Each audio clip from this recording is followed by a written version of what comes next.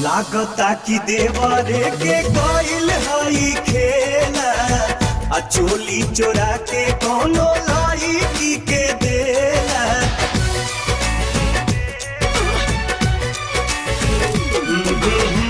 लागता कि देवरे के गइल हई खेला चोली चोरा के कोनो लड़की के देला। देवारा पवनमा हो यही से धधाइल बा, देवारा पवनमा हो यही से धधाइल बा। आई हो दादा चोली होली पे